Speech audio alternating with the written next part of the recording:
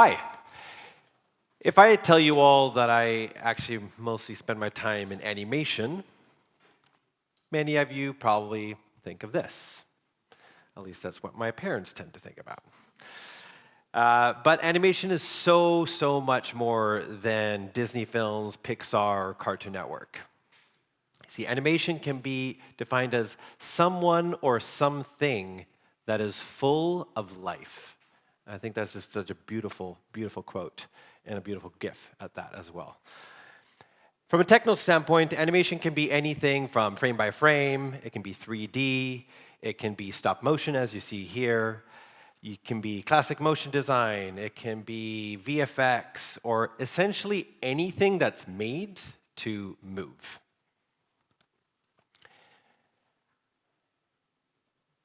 So what I want to talk about, as much as I will love animation, if you guys also love animation, come see me over a drink. We can talk about it, but we're here to talk about digital space, not so much about content. So we're going to look about how we can use the power of animation to elevate digital products and experiences. First of all, why am I talking about animation? Like Pablo said, I run a company called Kingdom of Something, and yes, we do take our kingdom aspect very, very seriously. We got swords on the wall, we got a sword in the stone, we even knight our people when they've been with us for more than a year. But when we're not playing LARPing or dress up, we actually do get a little bit of work done. And yeah, let's take a look.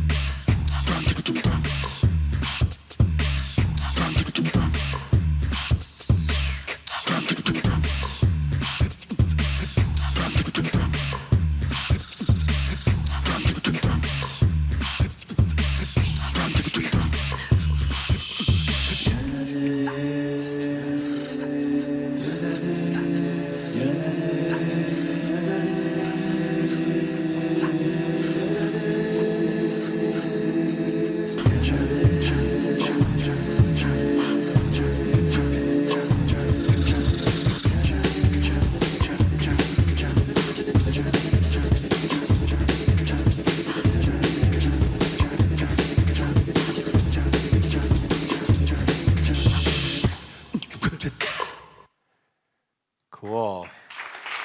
Thank you. I'll relay all those applause to the team. They did, honestly, most of the work. So when we look at a digital landscape, we are getting more and more better tools. We got things like Figma, of course. We got even things like Squarespace and Wix, for that matter. You know, a little maybe cheating if you ask some people in this room. But the point is, digital is becoming more accessible. We are having more and more businesses come online, more and more people having an online presence. And with that, you end up with a lot of products or businesses with very similar layouts. This is basically the Dutch Amazon and obviously Amazon. And they look and feel very similar. Because if we go too different and crazy with our creative designs, it's not a lack of imagination, it's usability. Right? We don't want to alienate our users and risk confusing them with this really, really cool creative look and features. But what we can do is use animation as a tool to really bring in a unique look and feel and personality into our digital platforms. Not only that, animation can be used as a guide to guide emotions and even trigger things like dopamine in users. Here's a really good example. So something obviously goes wrong. We've all had this experience, the classic 404 screen or error or, sorry, we don't know what went wrong. Please try again later, which personally I think is the most frustrating thing. What do you mean you don't know what went wrong? Like at least, yeah, I don't know, anything. In this case, we have a character. Same message, but because of the character, we kind of feel bad for him. You know, he's trying. You know, I mean, I feel empathy for the guy. Instead of frustration, I feel empathy. So we can guide the emotions. This is the best loader of all time. I don't care what you tell. Please, somebody in this room, make an app, put this loader in there, and make it as slow as possible. Because this makes me so happy to look at. So joy instead of frustration. Then we have things like dopamine. Dopamine is obviously the chemical that brings reward to our brain when we do something that's very satisfactory. Candy Crush, very satisfactory. It's a very addictive game. And our big reason for that is because they've used these, maybe not beautiful animations, but they've used animation in a very effective way. It sparkles, it's triggering, it's all the points, and it's just, I guarantee you, everybody, when you just see all of them just shatter, it goes, oh, yes, feels good, feels good. And if we remove all the animations, we're essentially just looking at Tetris. Maybe a bad version of Tetris at that, right? Duolingo is actually a really good example where they bring all of this together. They use characters to really feel empathy. They're cheering you on and so forth. They also have little sparkles, even that little one that came up there. It's satisfactory to feel like you're progressing through your learning experience. So really good use of bringing those things together. We're going to look at Duolingo again in a sec. Now, animation is fortunately in the last couple years, maybe not couple, but in the last half decade or so, becoming much more of a part of the design process of digital platforms, instead of an afterthought as it very much was in the past. And you can see that in things, well, because how things move really can guide the user through things. A good example of that is when you use iOS and minimize the window, that little genie effect, I know exactly where that went because it moves down. Google knows this very well. They use their material design. Of course, this is a couple years old, but again, best use practices because they know this is important for people to think about. Guide the users. And then in branding, we're also seeing this becoming really, really prominent part, even for small brands. How your brand moves says a lot about your brand's personality. I actually found this from Vulko. It's a motion designer that really works with this very heavily. And he posted this on LinkedIn a couple weeks ago. And it really shows how different characteristics can have a different feeling about your brand. How do you want to be perceived in that subconscious feeling? Google, excellent example because Google is for everyone, right? It's for your grandma, it doesn't cost anything, it is something for the people, it's friendly, it's accessible, it's friendly, playful colors, you feel safe going in and using it. On the other side of the spectrum, you have Apple. They want to be a little bit exclusive, a little bit quality. It's not for everyone. It's for the elite. Everybody with an iPhone is like, yeah. But it really comes through in the motion. Of course, both these brands, especially nowadays, they've explored other avenues. But in general speaking, both those examples really show a different sense for the brand. So once you've established what you want your brand to move like, a really good place to start is either a splash screen. It's a really good way when your users open the app for the first time or open your website for the first time, maybe if it's not needed. It's a nice, exciting way every now and then to get people excited to land in your app. And loaders, of course, somebody please make that spinning head guy. But it really is a good way to bring your branding in there. We had a really nice opportunity a couple years ago to work with Adidas on this very thing. They came to us because they were about to launch their Adidas Confirmed app, which is basically an app for sneakerheads with limited edition releases and so forth. And believe it or not, they actually didn't have a standardized way to animate this trefoil, which was amazing. So we got to play around with it like crazy, because Adidas is both elegant, cool, but also snappy and energetic. So finding a balance there was actually quite difficult. So we did a lot, and I mean a lot. This is a fraction of the versions that we did. But we had a lot of fun doing it. And what we ended up with was this one, which nice, clean, because the app also it's for a little bit of exclusive sneakers. We wanted to bring a little bit of that elegance in there. There's also a cool aspect of elegance. And it also doubles as a loader, which I thought was really, really cool. And then on the character end, this is a project that we worked with the amazing team at Built in Amsterdam, which I'm sure many in the awards community are aware of. Really top-notch e-commerce team in Amsterdam. And they developed a site for a rolling paper brand. And not only does it look amazing, they also developed this character called Fly that they wanted us to kind of bring to life. So again, bringing in a character, bringing in some personality and fun into the product. Challenge was we needed to bring him into different experiences, different styles, different moods, and also different products. So how does Fly move? We know what he looks like. He's a puff of smoke.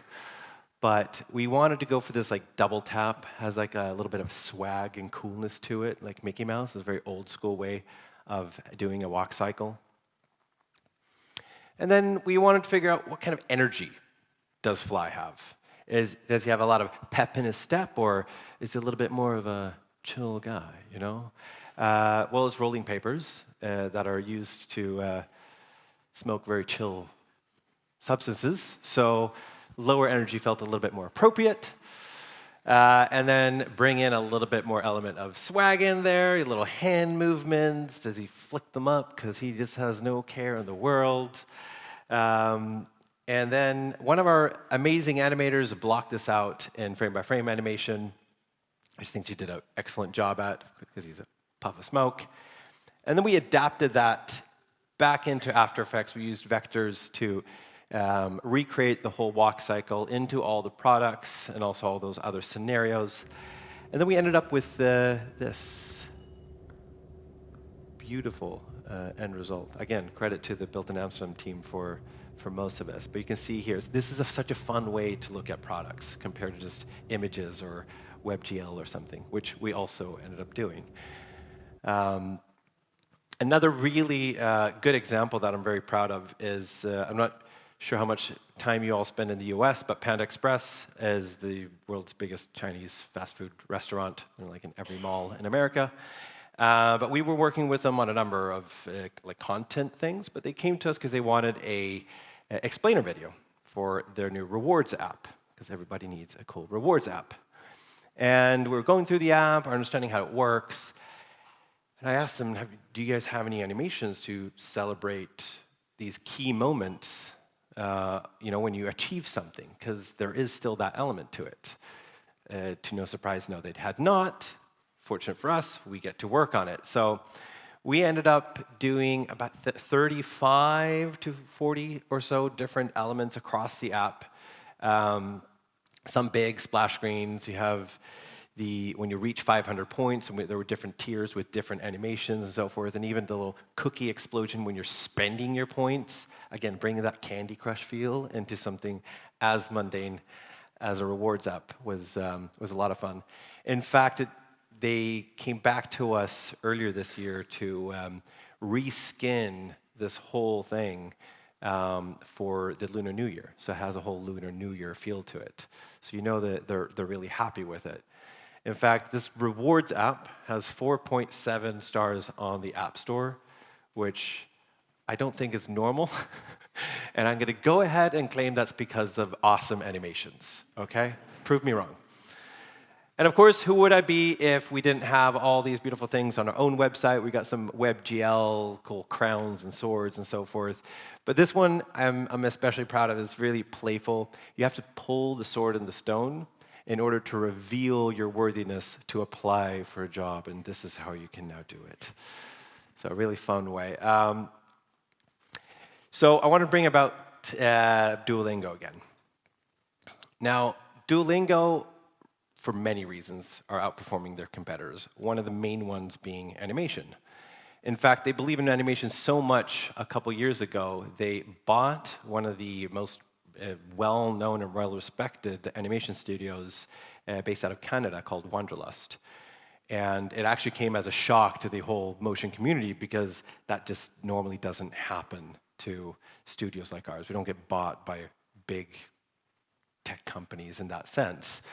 But it makes full sense for Duolingo.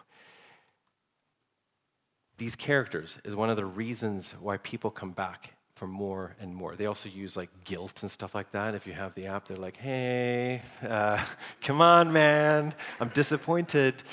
But what's really cool is the whole team at Duolingo now are using Rive, which is is basically Figma, finally, Figma for animation, essentially.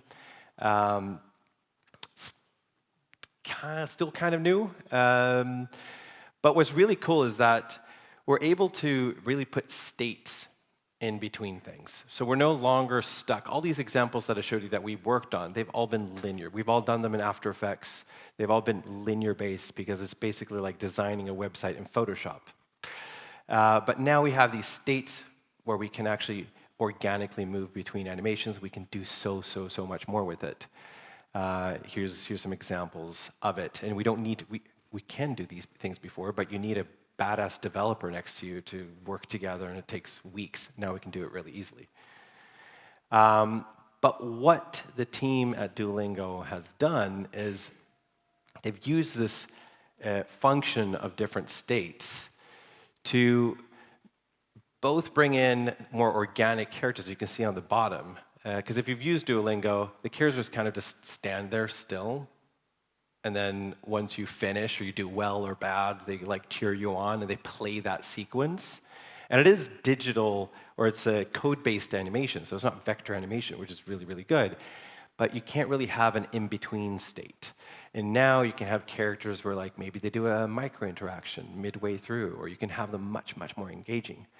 What's even cooler is that you can pair this different states with different sounds. So again, if you've used the app, you play these sound bites that you have to like translate onto the app.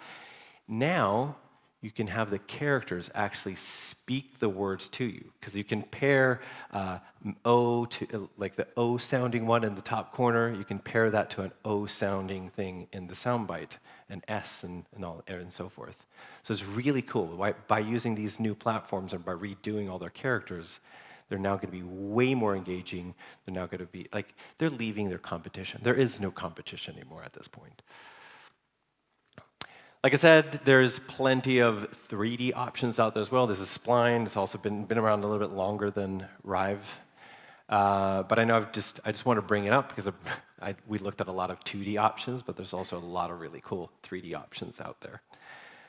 But overall, the future is looking really, really bright for bringing animation into digital products, because we have been stuck in it for so long. And I don't know if a lot of people in this room remember the days when we designed websites in Photoshop and how fundamentally stupid that was. But we didn't have any other tools, so we did what we could do. And that's where we've been in this whole world of animation, try to collaborate and do some cool things for web. It's kind of like running a marathon with our hands tied behind our back. But finally, we have these really cool tools where we can create some really organic stuff that's made for, they're actually lighter than ever before, they're better, they're more interactive and more fun. But I am going to encourage you all to find your local, I was going to do a Spider-Man quote, your friendly neighborhood animator, and bring in some custom-made animation into your digital products. And make them fun, make them quirky, make them weird, make the spinning head guy, please, seriously. Because if you have fun making it, your audience is going to have fun using it. Thank you.